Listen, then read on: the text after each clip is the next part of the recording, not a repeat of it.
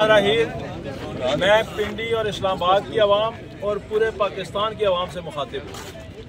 इन्होंने हमें high court में 22 तारीख यानी कि कल की इजाज़त दी थी बाहर में जीटी रोड पे जलसा करने की। अभी मुझे डीसी ने कॉल किया है 4:45 बजे कि हमने वो एनओसी कैंसिल कर दिया।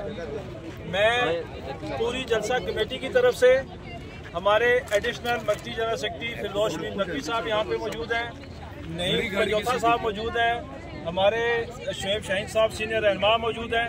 मैं पूरी जलसा कमेटी की तरफ से ऐलान कर रहा हूँ, आप एनओसी कैंसिल कर सकते हैं, हम जलसा कैंसिल नहीं करेंगे इंशाल्लाह। कल तरनोल में शाम 4 बजे पिंडी और इस्लामाबाद की आवाम निकलेगी, हम इंशाल्लाह जलसा करेंगे। मैंने कल भी ऐलान किया था, हमें गिरफ्तार करना है कर लो, हमें मारना है मार दो, जेल भेजना है भेज दो, पर्चे देने हैं दे दो।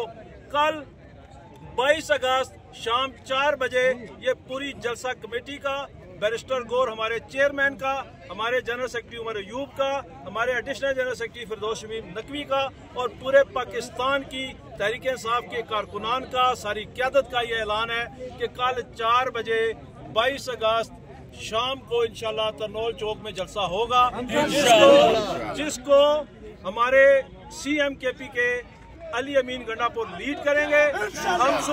हम सुबह हाई कोर्ट दोबारा जा रहे हैं, हम दोबारा हाई कोर्ट को बताने जा रहे हैं कि एक बार फिर इस इंतजामिया ने हाई कोर्ट के अहकामात को अपने पांव थले रौंदा है। लेकिन हम आपको ये बताना चाह रहे हैं, एनओसी कैंसिल हो सकता है, जलसा कैंसिल नहीं होगा।